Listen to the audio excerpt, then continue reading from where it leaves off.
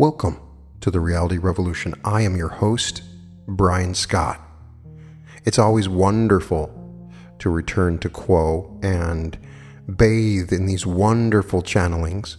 Quo, if you want further information, check out my previous episodes on Quo, is a principle of higher density beings channeled through LL research that cover a variety of spiritual topics that feel deeply authentic and very powerful. I get a lot of questions about Ascension and what it means, and so I did some research about any Quo channelings on Ascension, so I wanted to share what I found Quo had to say about Ascension and what it means. We began with the channeling given on February 19th, 2011. Jim says, the question this evening has to do with the topic of Ascension.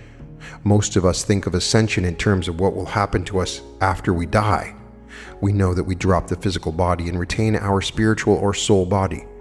We walk the steps of light and continue forth into a new experience in that way.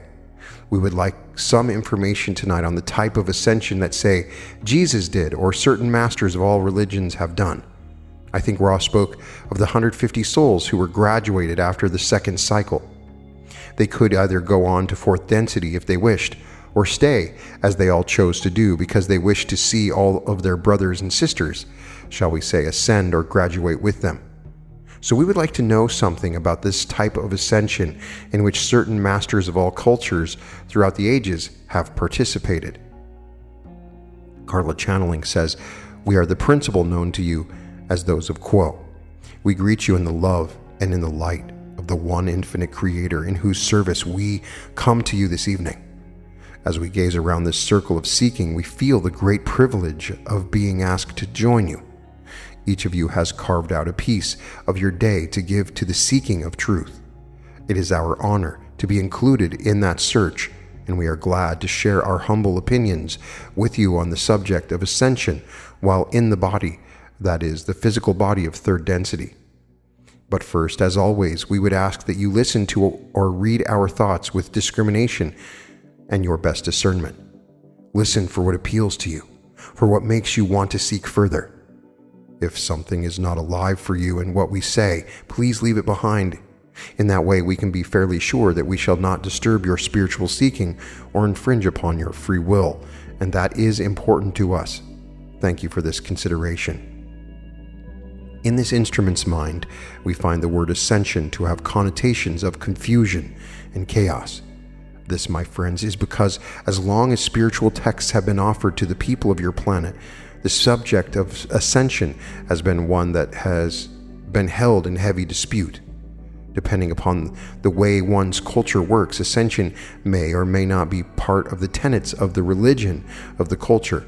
It may or may not be the way that particular religious or philosophical system describes spiritual advancement. Therefore, there is a certain amount of emotion that clusters around this concept and tends to create a situation in which it is difficult to speak about the subject without exciting emotion. Our desire, as you know, is to consider such subjects in a way that allows the seeker to see into the structure of the query, to gather information about the query, and to lay out before the seeker resources that may possibly aid in thinking about the query. We would like to attempt to speak about ascension in that way. We would start with the Christian concept of ascension. The act of leaving the third density while in one's body and going elsewhere is called ascension because in the Old Testament and the New Testament, those of seemingly great advanced wisdom or love were able to be taken from the earth. We note Elijah and his whirlwind and Jesus and his cross. Therefore, it is considered that they ascended in their bodies. From our point of view, we would say that ascension in general means to the population of those not Christian, perhaps not on a particularly religious path at all, the event tied in the date of winter solstice of 2012, or whenever a particular seeker considers that third density is over and the next density of age of man has begun. Now, what virtue is there in considering how to ascend while in the body? My friends, in terms of activity within the body, we do not find that this is a helpful concept for all people. The reason that we say this is that each of you won his or her way into the earth plane at the time of the harvest. Many there are who wish to have incarnations upon planet Earth at this time, either to help raise the consciousness of planet Earth with their love, or to do the work of third density in achieving a satisfactory balance between love and wisdom, love and power, or wisdom and power. Consequently, having won your way into the physical, we find there is wisdom in choosing to stay with the incarnation until you have learned all you can and served all you are able and are truly ready to let go of third density and all of its gifts and challenges. However, the one known as Y noted that the kind of ascension that she has seen discussed in the book The Masters of the Far East seems to be a lot like living in fourth density, and we find that the heart of the question concerning ascension while in the physical body is keyed to this realization. Life as it passes by the individual consciousness seems to be very solid, yet it is not. The flow of time and space has endless potential for those who seek deeply enough into the present moment. That moment, every moment comes alive. Beneath your feet, the floor opens up and you can dive into the present moment. Boundaries fall away, and as the song which you heard before this meditation says, you can be unbound. Some attempt to approach this state of consciousness from the standpoint of clearing the body, eating well, exercising well, and so forth. Others seek to reach that state by going more and more into meditation, slowing down what this instrument calls the monkey mind and allowing spaciousness to flood into the mind that is too concerned with 10,000 things. Others approach the problem of lifting consciousness from its moorings in third density by reading and attempting to assimilate the gathered wisdom of all religions and all cultures, all systems of lore and myth. And although the scholar's way often stays within the head, rattling around, filling the mind's closets and shelves with too much information, the wisdom seeps down into the heart of the scholar and pulls him forward. There are as many ways to approach the evolution of mind, body, and spirit as there are people. The key to this work is this: the consciousness that you share with all others who are self-aware is one. It is the consciousness of the Creator. It is the consciousness of complete and unconditional love. It is not love as known to the poets who speak of romance. It is not the love of brother for brother. It is not the love that is sentimentalized in valentines tied up with ribbons, gifted with pretty gems. This is a love that creates and destroys. This is a state of aliveness and endless potential. The vibration of love is the vibration upon which the planets turn in their courses. The suns rotate in the galaxies ever so slowly to your eyes as they climb the heavens. You are a spark of that one original thought. Advancement in any density can be measured by how near the vibration of your consciousness matches the vibration of the one infinite Creator. You do not mean to subvert or dilute this consciousness of love. It is inevitable that there will be distortion.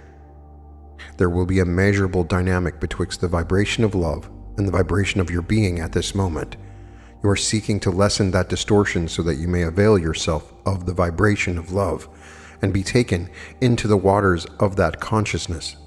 Those who would be priests among all peoples have generally sought to work with consciousness itself, to work with their thoughts, both on a moment-to-moment basis and on the deeper level of work in consciousness, to tune their thoughts to the pitch of love. In many, many ways, there has been the dedication to devotion of the Beloved One.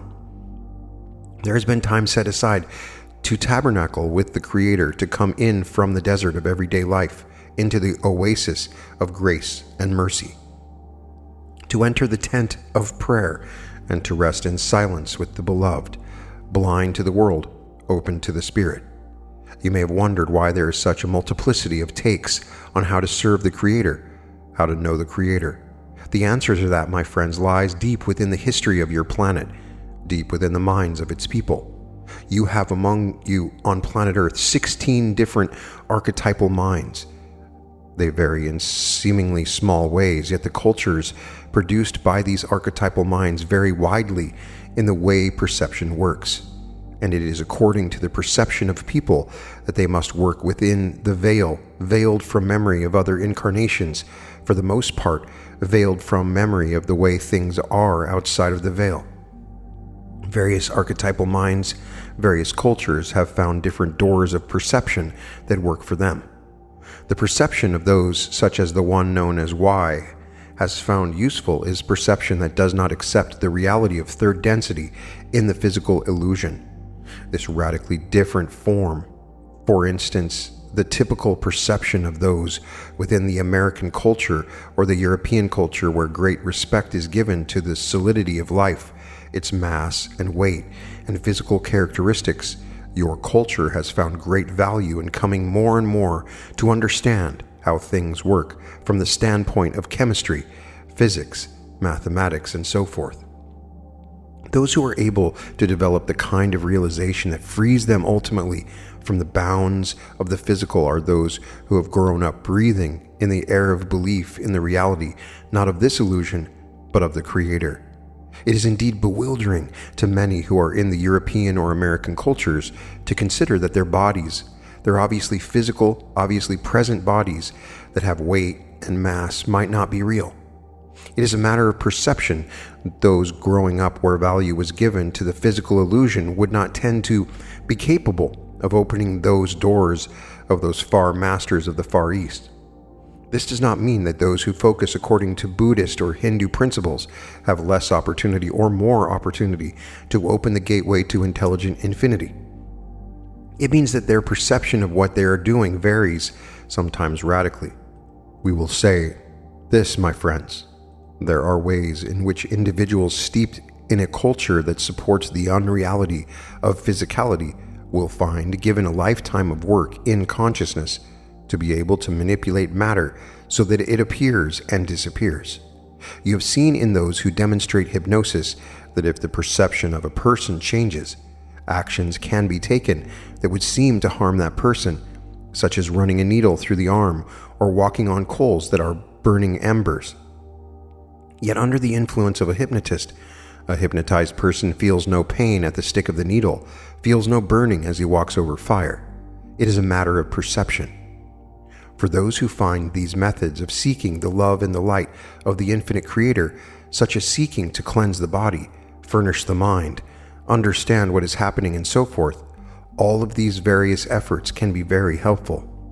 We suggest that the seeker play with such ideas lightly, musingly, as the cow chews its cud slowly, and if the mind catches fire, if the heart catches fire, then perhaps this method is one which will be a good resource for you. To offer a more general perception to those who would find it useful, we might say that the matter of matter does not matter. You can think of ascension as taking your physical body with you. Many do.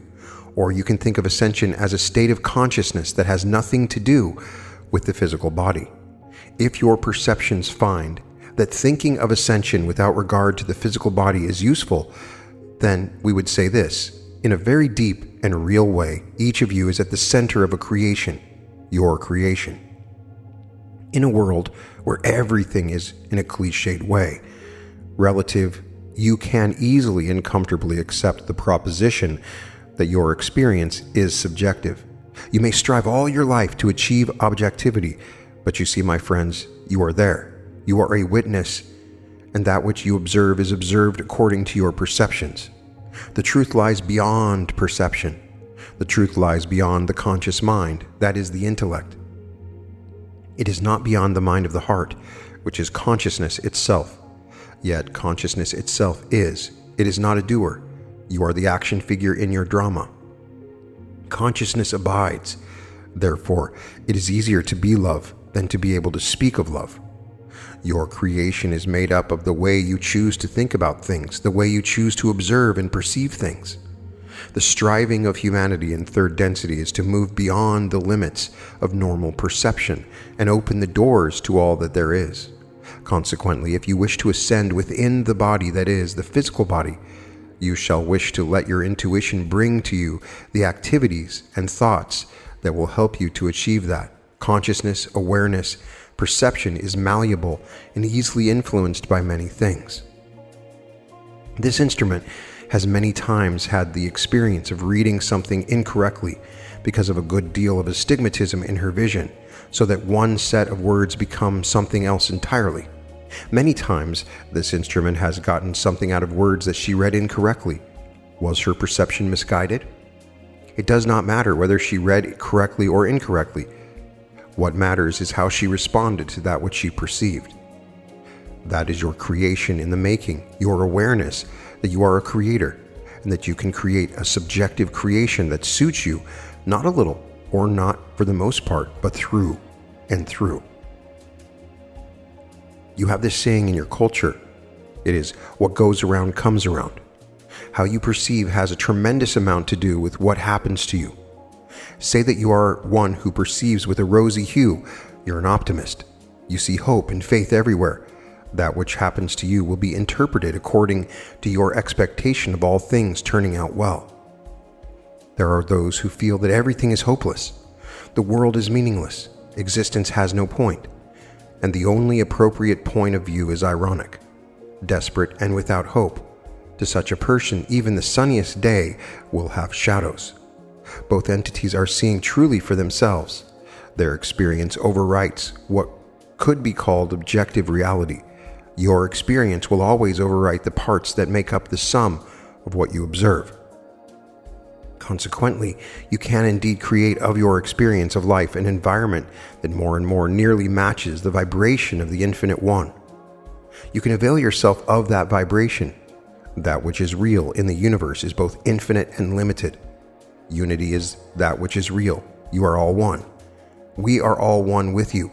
The creation is all one interconnected being. Consciousness abides. Whether you, like the masters of the Far East, focus on a set of perceptions having to do with the physical body, or whether you choose any one of a number of other ways of viewing the creation and your place in it, regardless of what you think reality is, spiritual evolution is a matter of gradually lessening the difference between your vibration and the vibration of the one infinite creator. This instrument has often yearned for the peace that lies beyond the veil in a land where all is known, as is the experience of a fictional character called Rhea. Yet there are many times within this instrument's life when she has found that she is in fourth density because she lives as far as she knows how by fourth density values. If you could think of this kind of perception as an environment, such as a room or a house, one could say that this instrument spends some time in that room, but not all the time. There's a constant moving in and moving out of that state of mind because of the happenings of the day, that which impinges upon this instrument's consciousness. We feel that this is a useful example in that all entities tend to vary from moment to moment and from day to day. Those who take themselves apart from society so that they may focus inwardly with more purity will have a different walk than those who choose to live their priestly life in the hustle and bustle of the noontide, with the buses honking and the trains running, the people going to and fro in their errands doing their work. It is not true that it is necessary to separate from one society in order to achieve spiritual realization. It is only true that it is a very different walk, and there are gradations of practice that enable each person to choose for himself or herself how much of the walk will be in company and how much shall be in retreat. There is no right answer. There's only the assurance that, as far as we know, that which you seek can be accomplished in any environment in which your seeking and your desire have value. You can indeed live in fourth density this moment. It may happen to you inadvertently, or it may happen to you as a result of the discipline of your mind and body. Feel for a moment the quality of consciousness within you. Feel it filling you, your chest, your limbs, your torso. Feel your heart expand as you focus on this consciousness. Feel the love in that consciousness. This is your basic tool, consciousness itself. It is inevitably true that speaking will confuse you, distract you, seduce you, and whether you are amused or charmed or dismayed by words, they cannot be said to lead you into essence. Consequently, in order to dwell in the environment of your choice, we encourage contemplation, meditation, prayer, or any way that you choose to enter the silence, to come out from the desert to the oasis and go into the tent of tabernacle, for the Infinite One is ever awaiting you to companion you, to love you, and to empower you for service. We would ask if there's a follow-up question to this query. I have a question. My question is more than an epistemological question regarding the question of the chakras and/or concepts of energy centers. I want to know where this knowledge first came from. Was it purely through experience, or was knowledge of these received some other way which then generated or manifested the experience of them? We are those of Quo, and we are aware of your query, my sister. We offer to the one known as E that there is a feedback system that tends to bring one to a more and more accurate perception of the truth about things unseen. We would say that there have always been those in third density for whom the veil was thinner. Some have sensitivity to sight and can actually see the auras of the chakra system as they interpenetrate the body. Some have a heightened sensitivity to color and can feel, perceive, and sense, if not see, the variation of colors and patterns as one moves up the chakra body along the spine from the groin to the top of the head. One way or another, perceptions have been shared, and as perceptions are shared, intelligence grows for all of the group with whom this intelligence is shared. This intelligence in turn creates the possibility for more detail to be filled in by those who are sensitive in one way or another. So in a sense, it was all from observation that this system of chakras or energy centers and their correspondences has been noted down and discovered, shall we say. Yet there is always that aid from spirit that comes to those who are keenly focusing upon certain material. Therefore, we would have to say that it is basically a feedback system. This is not an entirely satisfactory answer to your question, but in order to penetrate deeper, my sister, we would need more time than we have with this instrument at this time. From another channeling on February 4th, 2001. Our question this week concerns the Ascension. A lot of different sources have described the Ascension in different ways, speaking about its rapidity of occurrence, those to whom it occurs, how it occurs, when it occurs, what it means, and we would ask Quo to give us some information from Quo's perspective as to what the Ascension or the rapture or the graduation or harvest is like now for us on planet Earth, and what it is likely to be like in the near future. We are those known to you as Quo. We find that this day we experience not only those of Latwii and those of Ra, but also those of Hatan and those of Aksal. The constitution of the principle varies somewhat from meeting to meeting, depending upon the vibrations and the needs of those who are attending the circle. As always, we ask that each use discrimination in listening to what we have to say. We are glad to speak to you about ascension, rapture, graduation, and harvest. These terms are not precisely interchangeable, but certainly closely associated, and it is an interesting field of inquiry. As often happens, we feel the desire to step back into more basic material and look at the ground from which we would like to talk about these subjects. The song which the one known as Jim chose to aid in the tuning of the group at this session was speaking of love, and it said that basically the living was all about the appreciation and recognition of beauty, the beauty of nature, the beauty of thoughts, and so forth. It is the beauty of thoughts on which we would like to focus. The creation is a thought.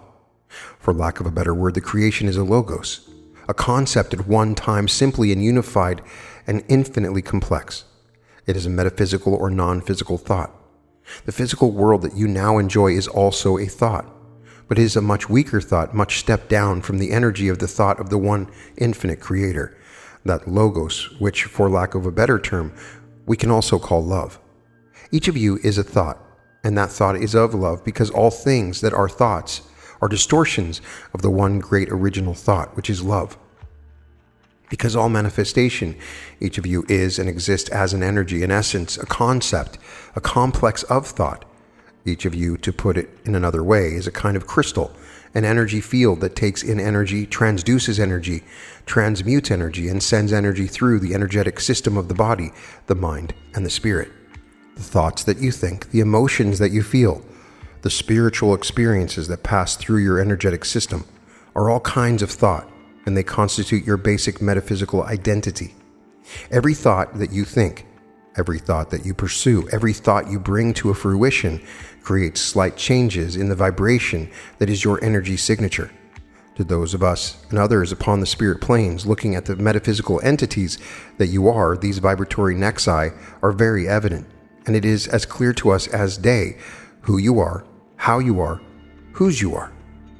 To the entity within physical manifestation, this is not at all clear. In the physical illusion, as each of you knows all too well, there is much confusion, and there will continue to be confusion generated by the very nature of third density experience. All of the confusion may seem tremendously destructive. The suffering may seem to be erasing your identity when things become difficult. This too is an illusion, for beneath the surface confusion, those energies of deeper thought, emotion, and spiritual feeling continue to pulse rhythmically, continue to process energy, and continue to send out the fruit of the energy that has moved through your energetic bodies. Each of you then is sending out your own harvest of received, blessed, transduced, and transmitted energies. We might describe the energy output to light, that of a candle, let us say. Many times it seems to each that there is no way that one person can be of service, that one person's light can make a difference. However, this instrument is fond of saying that in a dark place, the light of one candle can be seen for quite a distance. Metaphysically, this is far more true than the physical truth of candles and sight. Each of you makes a significant difference to the lightening of the planet, as well as to the lightening of your soul. For when each of you does one, each of you is doing the other. To work on the self is to work on the world. Indeed, to work on the self is the most direct and effective way to work on the outer world in a metaphysical sense. It is in a metaphysical sense that your earth is experiencing that which this instrument calls harvest. The earth itself has come to a crux in its own development. It is as though the earth must needs give birth to itself. The third density earth is in the process of being transformed into a fourth density positive sphere. Your earth is having difficulty with this birth. There are various reasons for this difficulty, having to do largely with the negative concepts which have fed into entities choosing negatively polarized actions towards each other over a period of centuries and millennium. It is as though the Earth's energy system were clogged with a good deal of toxic material of a metaphysical nature. As entities such as yourselves awaken to their spiritual identity and become more and more conscious of the positive value of thinking along positive lines and pursuing positive orientations of polarity in thought, that toxic material is gradually given permission to be released. For as the light brightens, the new energies of in-streaming fourth density nature are able to find more welcome. And in that atmosphere, it is gradually more and more possible for negative energy to be released and dispersed harmlessly. We are not talking in this wise strictly about non-physical events, for certainly there are physical aspects to the metaphysical birth of fourth density, Earth. There are problems having to do with the excessive heat within the mantle of your Earth, which again have to do with these negative thoughts over a long period of time being driven into the very Earth itself. And we find that there have been disasters and catastrophes aplenty within your Earth sphere, difficulties of weather that offer flood, earthquake, and fire, causing much suffering and loss of life among your peoples. However, in actuality, where we too have spoken with this instrument a quarter century ago, we would have been less sanguine about the possibility that your physical Earth will be able to enter fourth density relatively unscathed, and with the planetary population relatively unscathed. As Earth entities awaken, the planetary energy lightens, and global catastrophe has become instead a series of small and survivable catastrophes. Certainly they are not small catastrophes to those who lose the life or have loss of life in their families. Nevertheless, the great majority of Earth entities see the difference between local catastrophes and global catastrophes, and we feel that this is a very hopeful portion of this subject, that things are better, metaphysically speaking, for the Earth than they were in terms of the Earth's harvest. The concept of ascension is a concept that we have found largely within your culture's Christian belief systems. The beliefs vary, but the basic commonality of this idea centers upon the concept of some entities being physically removed from the surface of the Earth to safe places at a time when the remainder of the population of the Earth will be destroyed by the end of the world or some other version of the apocalypse, whether the cause of it be man or spirit. It is not our understanding that this concept is a helpful one spiritually. It is not our opinion that this is the way things work in a physical sense. in our opinion, the processes of ascension or harvest are subsumed within the process of moving through the physical death and entrance into larger life, as this instrument would put it. The concept of the harvest of Earth is more than ascension, in line with our understanding with the way things work metaphysically.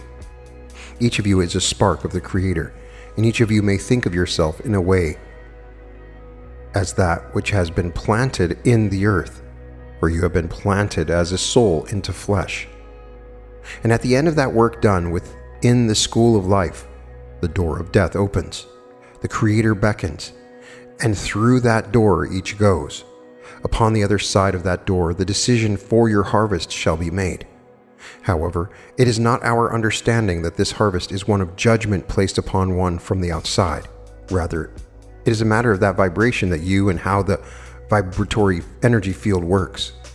Each crystal soul accepts light in a certain range and finds it difficult to accept life outside of that range. Consequently, the harvest of each of you consists basically of the careful and guarded process whereby the soul walks along a gradually increasing line of vibration of light. The light increases as the soul walks, and as the soul walks, it senses whether or not it is most comfortable. It walks into that increasing light until it is at the spot of fullest light that it can enjoy and appreciate in a stable manner. And it stops at that point because it is uncomfortable to go further. Where that soul stops is either still in third density or has moved over into fourth density or higher. If that soul has stopped in third density, then it chooses completely on its own and with no judgment involved to repeat the third density experience. In many cases, this decision will not simply be for another incarnation, because this is the time of Earth harvest. It will mean there will be a 25,000 year period during which that spirit will enjoy third density upon another planet. However, it is not a punishment to repeat a grade. It is simply the right place for the soul that enjoys that range of light. If that spirit has stopped across the quantum divide between third and fourth density, that entity may then choose to begin a series of incarnations in fourth density and can be said to have graduated from Earth's third density. For each person, that experience will be unique. To our knowledge, there is no general harvest, but rather the individual harvest of each soul upon each soul's schedule. We are aware that there is much confusion between metaphysical harvest and physical concerns having to do with the environment and other physical scientific facts. May we say that it is specifically not our province, and we feel that to discuss some of these concerns of those who seek scientifically is to infringe upon the free will of those who seek spiritually. This is for us a delicate area, for we too are both physical and metaphysical, whether in terms of our relation to this group or to any of those of Earth. We are at this time carefully non-physical. We have found in the past, when we have attempted to move physically among your people, that there was no possibility of doing so without gross infringement upon the free will of planet Earth. Consequently, we have learned the hard way to allow some confusion in terms of scientific queries. And for this way, we offer our apology. It is an honest one. We do not withhold information for petty reasons, but rather because we think that it is not only the right thing to do, but the clear and concise thing to do. For anything that we say about your physical situation upon planet Earth is not fact, but a possibility vortex. By entering into discussion, we become part of that possibility vortex. This is not acceptable. This would compromise our polarity and make it necessary for us to leave your people. Therefore, it is our judgment, fallible though it may be, to create these boundaries of that which we feel free to talk about and that which we do not. It all comes back to the thoughts that each of you thinks. Only you know your hearts. Only you know the desire that you seek to love, to serve. Only you know how you crave the love and the light that is so often missing from your earth world. And so we ask you to be support for yourselves. Believe in yourselves.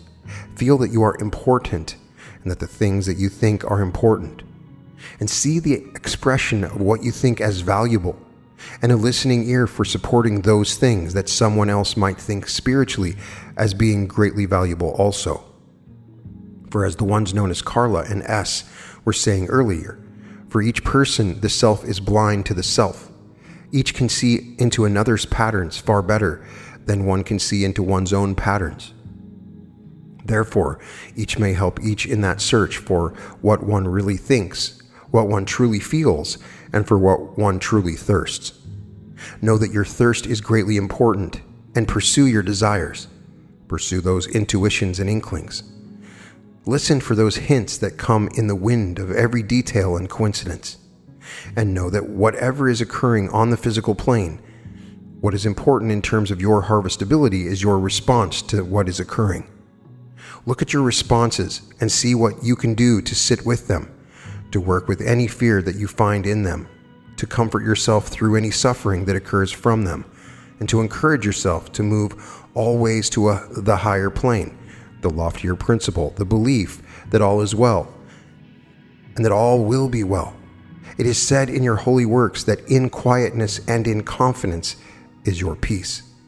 Know that in terms of harvestability, it is very helpful to have a high place within the self, a holy place within the heart, to which you may retreat and fall into the arms of the one infinite Creator who loves you dearly.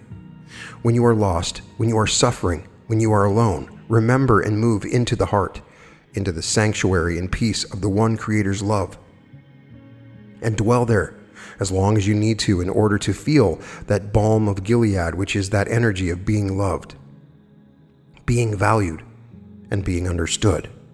These things the Creator does. In fact, the Creator greatly values each and every thought that you have, for it is this way that the Creator learns about itself. We encourage as much silence in the day as you may find, whether it may be the walk with the dog, a form of meditation, the time spent working in the garden, or simply time spent with the television or radio or other sounds of the creation of man in the ear. The key of silence is a powerful one. Question: after reading last week's session, one thing intrigued me, and that was that you said there was many unseen friends that join us at these meetings. I was wondering if you could elaborate a little more on this topic, or can we welcome them or make any contributions to them? What can you tell us? I am Quo, and I'm aware of your query, my brother. This group has, in one form or another, been sitting in these sessions of working for a number of your years, and has throughout this time been able to receive communications of what is hopefully an inspirational nature from various members of the Confederation of Planets in the service of the One Creator. When an entity has spoken to this group, then there is formed a kind of bond with the group that is always honored by giving the attention to this group's proceeding when this group sits in a circle of seeking as it now does. Thus, though most such entities choose to remain silent during these sessions, each is keenly aware of the energy transfer back and forth between the entity speaking and the group itself.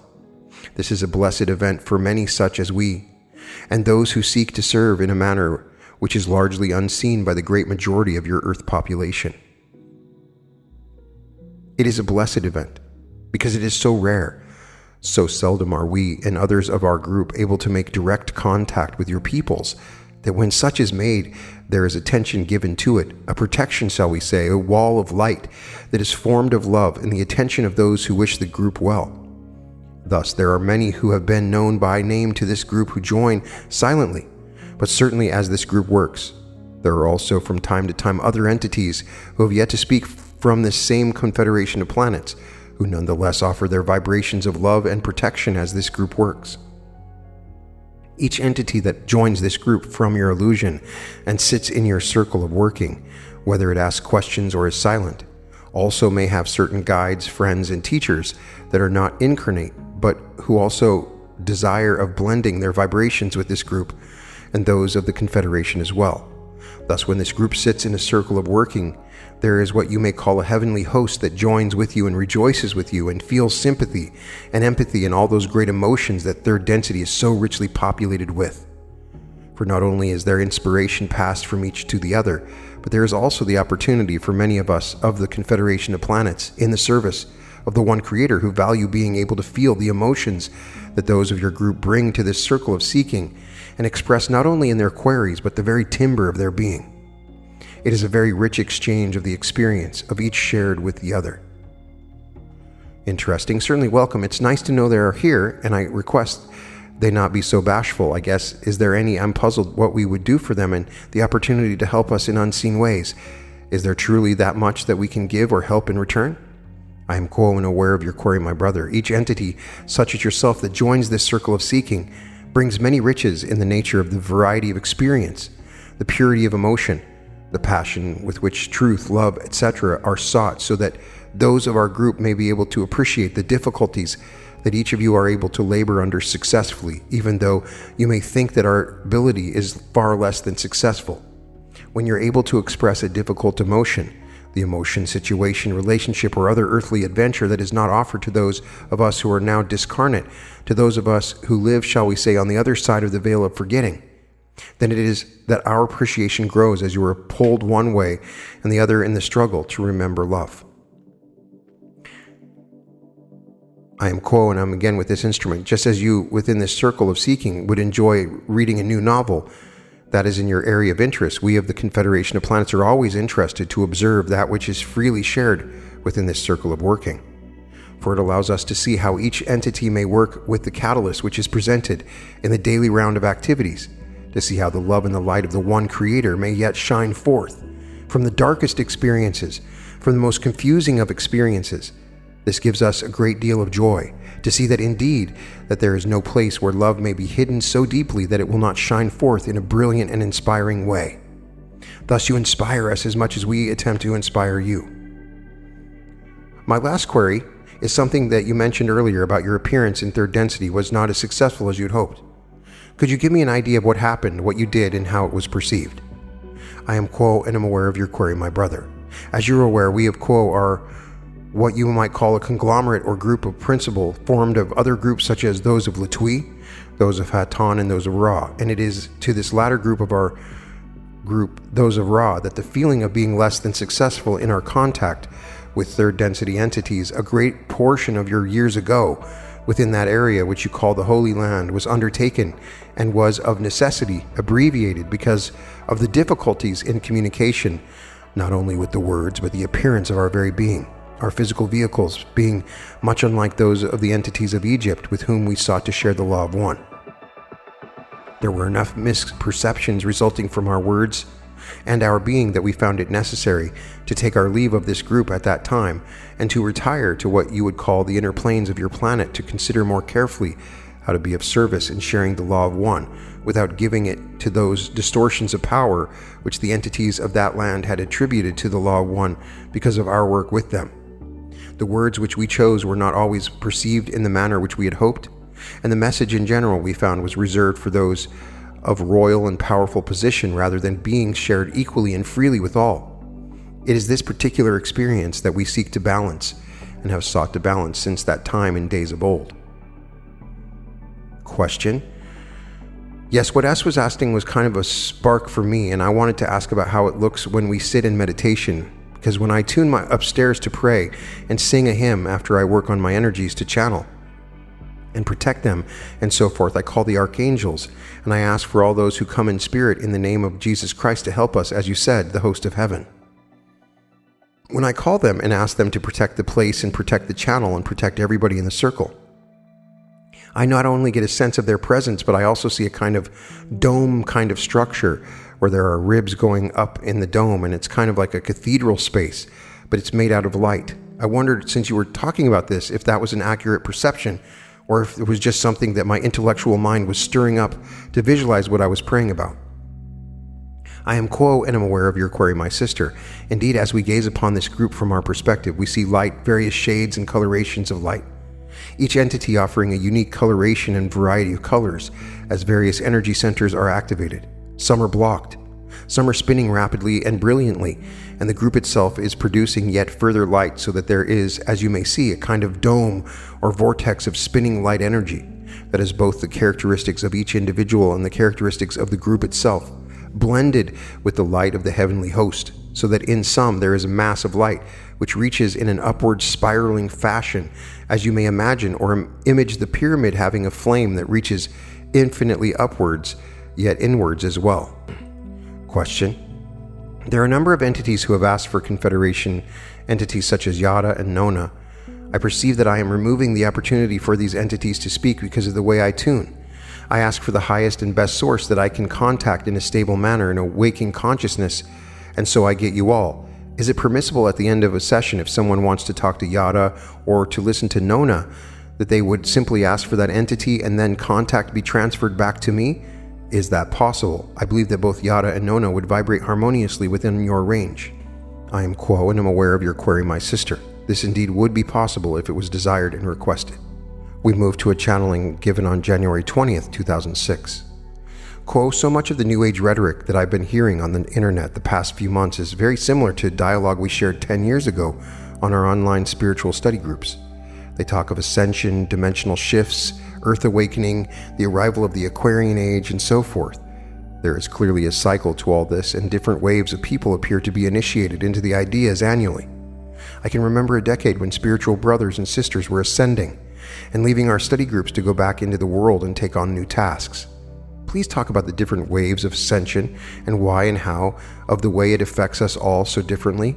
I am fascinated at the different timelines to this. I have sensed that ascension of some kind has been taking place since the beginning of time.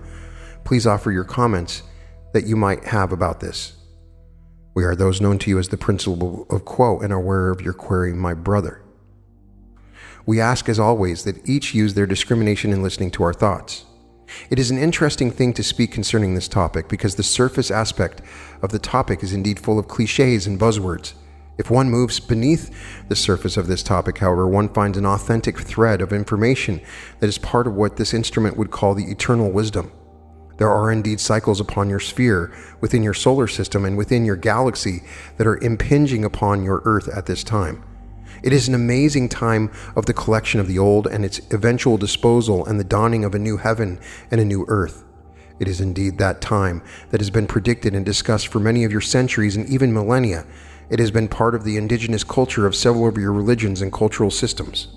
Depending upon the source who is studying these systems, they are classified as either religious or mythical. However, the basic concept of there being cycles of time that cover thousands of your years and that have to do with the perception of the stars and their courses is a part of the very fabric of all the cultures of your planet. There are very few of your peoples that do not have, in one way or another, the stories of large portions of time within each entities proceed until they come to the end of the perceived time of things being as they are. There is at that time a sea change. One tide goes out and another comes in, and there is a new way of experiencing time and space, as we have discussed with this particular group. The cycle that is now ending is marked as it ending approximately at the end of the year 2012.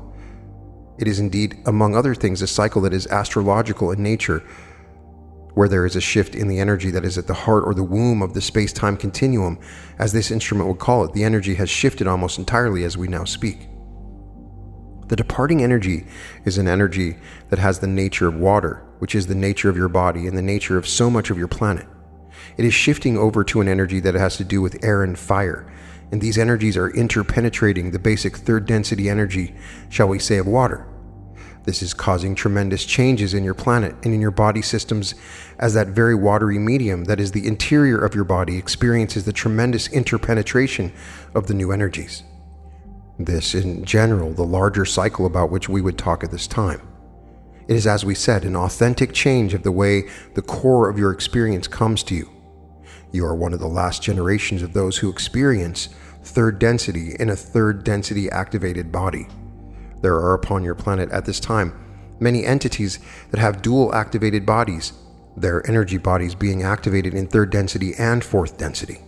And this brings us to the discussion of a whole different set of cyclic patterns that the questioner has observed, quite accurately we feel. Let us talk about some of these cycles of those who are approaching the information for the first time. This instrument, being in her 60s, is one of the early type of wanderers that no longer are coming among you. This instrument and many, indeed millions of those who are called to travail of your planet came among you as pioneers of a kind. They chose to incarnate in third density bodies, but they also chose to come into third density with a certain degree of awareness of their home densities, which were mostly of those of fifth density and sixth density social memory complexes. There are a few fourth density positively oriented wanderers among you at this time, but for the most part, if you are a wanderer, you are probably from the density of wisdom or from the density of unity, that density in which wisdom and love are balanced. Indeed, the majority of those who are among you at this time as positively oriented wanderers are those from sixth density. And your interest in the coming to the earth at this time was to improve the balance of love and wisdom in your active conscious personality. The reason this was so attractive to you is that within the boot camp atmosphere of third density, you can get a lot done in a short time if you have the dedication of your will to a chosen and carefully manicured or articulated goal. The key is to continually to review your goal and dedication so that you maintain a focus over time. The great difficulty with wanderers of this type is that you may fail to wake up to who they are. Many of those among your wanderer population on this planet have indeed not awakened. However, under the pressure of the increasing dynamic between the new fourth density energy and the old third density energy, the polarity that is native to each of your systems is being tweaked and prodded by the dynamic energies so that it becomes more and more obvious to entities that there is something going on to which they need to wake up. That is one large generation of those to whom this information is especially important and attractive. The next wave of entities which came upon your planet is of those which arrived in birth during the 60s and 70s. These were an intermediate type of wanderer whose goals were not so much oriented to work in consciousness within their own personalities. These were personalities who were still hearing the travail of planet Earth as the planet itself became more and more reactive to the energies of hostility and aggression that have been increasing among your global population in response to the increasing dynamic betwixt the light and the dark, that is which to come and that is which is ending. These entities were less concerned with their own studies and learning and more concerned in a more urgent fashion, or more of a feeling of urgency to wake up and create a shift in consciousness among the tribes of Earth. Among these wanderers, there's a tendency to be overly concerned with the urgency of the situation. In so many cases, the problem is not waking them up, but rather moving them to a more balanced and calm point of view, where their very real skills can be used more fully. And so to this very large bunch of wanderers, we find the challenge of awakening being very slight, but the challenges of spiritual maturity to be much larger. The third generation of those who have moved into the energies of planet Earth at this time from other places in space and time are those pioneers of fourth density who have wandered here with the firm intention of helping not only the planet's people, but the planet itself. These entities are equipped with the ability to withstand a tremendous amount of disharmony and chaos. They do not do this with a great deal of native joy, but their makeup is such that they are capable of independent action and have little use for the traditional kind of authority which expresses itself in your established religions and those cultural icons such as the classical philosophies and so forth. To these entities, the Earth itself is speaking. These entities are often called the indigo children or the crystal children. There are many words that try to describe the difference betwixt this generation of wanderers and previous ones. The hallmark of this breed is an insensitivity to traditional modes of expressing religious dedication while maintaining a great sensitivity and authentic feeling for the most intensive kind of work in consciousness that is chosen by the self for the self and created as an individual expression rather than there being a great desire to become a part of an already established religion. Nevertheless, in this last generation of wanderers, there remains a feeling for the group. So you'll find entities in all three generations whose interests include the desire to reconnect with their families. This group of large groups constitutes the wanderer population of planet Earth. We naturally encourage all wanderers to awaken and to be aware that entities that they meet may well be entities of their larger group. Since there are millions of wanderers upon Earth, they have in common a tremendous love for the planet, for its people, and for the Creator, and a serene and undisturbed belief and faith in an unconscious and carefully protected part of the personality shell that they are in the Creator's service and part of the Godhead principle. There is a small group of entities who are native to the planet Earth. These entities have won through, in some cases, to graduation and have indeed graduated, but have decided to move back into third density incarnation to see what they can do to bring the rest of the people of the planet along with them in embracing the light. Then there are people who come from many different places who have entered your planetary system as souls from other third density planets that have failed to complete their third density. These include entities from the planet you know as Mars, where they were unable to finish our third density because of creating conditions that made their third density planet uninhabitable. These entities have in common with the indigo wanderers a great desire to be stewards of planet Earth to stop the destruction of the planet. that your people have thoughtlessly promulgated over the last 200 or so of your years, and to restore and constitute a healthy third density to leave behind as third density planet Earth closes itself out. This will not occur suddenly in terms of there being a necessity for sudden change of third to fourth density.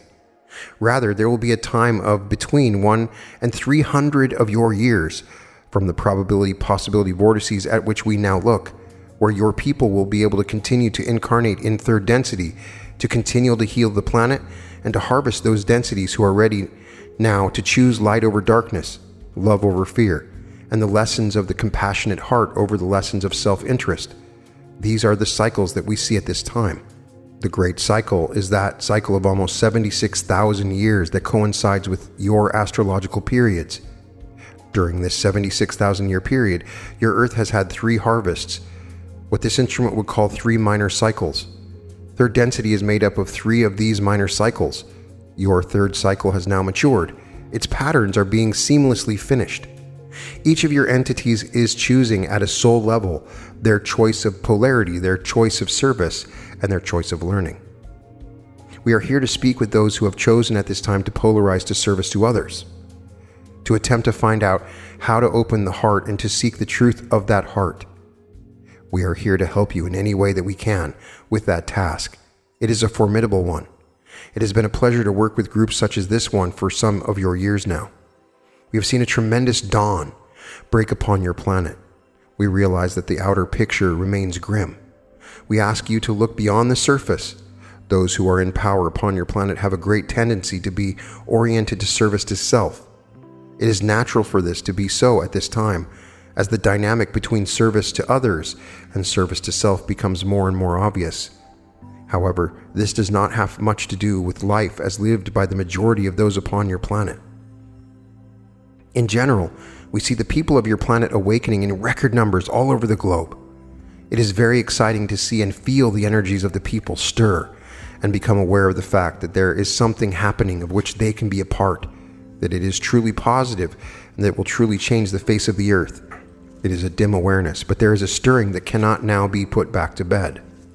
And those among your people who are indeed service to self are most troubled to feel the muscularity and the power of the awakening of the tribes of earth. It is occurring. Groups small and large have begun banding together for positive purposes, not to gain power or to maintain power, but to share power with those who are powerless. That time is now arriving when the last shall be first, the hungry shall be fed, and the rich shall be sent empty away.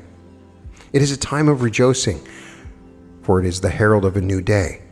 There is a great deal of difficulty that is inherent in the changing of the guard. Your planet will continue to go through difficulties. The weather will be disturbed as the natural processes of your planetary change are pursued in an inevitable and appropriate manner. Do not be dismayed. This is a time that may try you physically. You may be caught in difficult weather or in times of trouble where people are without electrical power and have to respond to the trauma through which the planet itself is going as it releases a good deal of what this instrument would describe as hot air. There is a tremendous amount of heat that has been stored in the planet through its natural process of cooling. As the planet expands, there are bands of points of heating that must come up through the crust of the planet and express the extraneous heat so that the planet itself does not break apart. This has changed your weather patterns. The tendencies of your more developed cultures to misuse high technology and create further difficulties with the air, the water, and the earth in terms of its organic balance have accentuated these natural processes of planetary change. So for you who are in incarnation at this time, these cycles have created an interesting and challenging environment in which you can guarantee that things will not stay the same. There's a feeling of planetary change in the climate as well as in the climate of the emotions of the heart of the people. We would encourage you at this time to realize that you are here not to be concerned with these changes, not to react in fear of them, but rather to lend to this environment, which could be distressing for many, the comfort of your faith. Many are listening and looking for some indication there's hope and a positive expectation possible for those upon planet Earth at this time. And so we would say to you that if you are awake and if you wish to serve, you are in an excellent position to do so simply by being who you are. Please see yourself as magical powerful parts of the Godhead principle.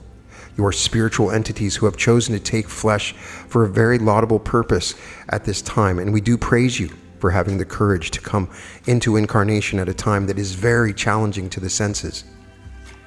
For those who would wish to remain safe and unchallenged, this is a difficult time. We ask you to respond to these waves of intense energy that are feeling not with fear but with faith. Take this opportunity to stand on your own 2 feet and remember who you are and why you are here. As you breathe in and as you breathe out, you are little lighthouses, able to take the breath and that energy of life and bless it with your firm intention to serve. The glow and the radiance of your being shall be a beacon for many. You do not have to explain or discuss or do anything to be light workers at this time. You've only to be yourselves and to know yourselves. So we would ask you to investigate and explore who you are and why you're here. We thank you for this question. And at this time, we would ask if there are any other questions which you would wish to follow up. We are those of Quo. We are fine. There are no more questions at this time. We thank you for calling this circle. It has been our pleasure to be part of your meditation, and we have greatly enjoyed the beauty of your vibrations.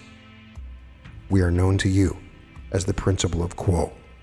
We leave you in the love and in the light of the one infinite creator, Adonai, Adonai. This concludes the channeling session by Quo on Ascension.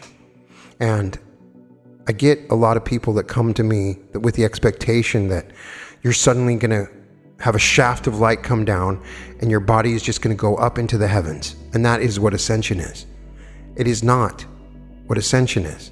Perhaps it has been for a small number of people, but you're ascending every single day. You're adding light into your body every single day. And you are in this planet for a reason. As they explain in this channeling, it's a boot camp.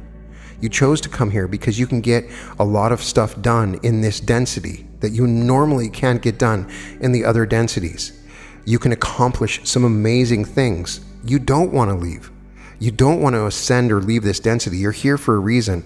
Take advantage of every second of it because you can get so much more done than you can from any other density.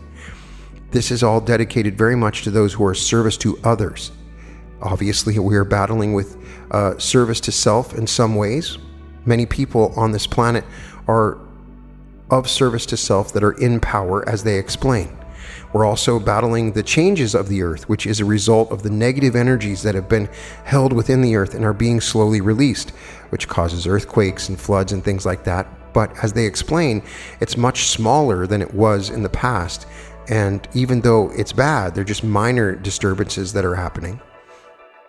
A lot of interesting information about the nature of the channeling and what it's like when they channel and what the nature of Ascension is.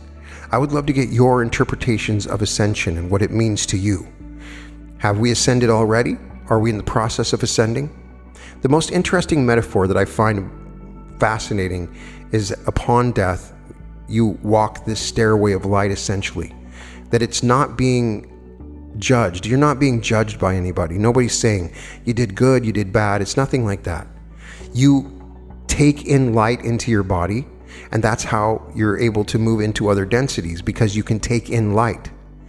Much like a cup taking in water, right? And the more you can take in, the more you expand in your ability to take in this light. And so as you walk up these steps, this metaphor of steps, and you bring in more light, you come to a natural level where it's comfortable for you with the amount of light that you've taken in. Now, light is not just brightness. Light is information. Light is so much more than what you think of as light in this density. But as you bring in this light, then you reach a certain point which is naturally comfortable for you. And if it's comfortable that you don't want to have any more light than that, then you can experience another planet that has a similar amount of light to what you're accustomed to. Perhaps that's another third density or fourth density planet.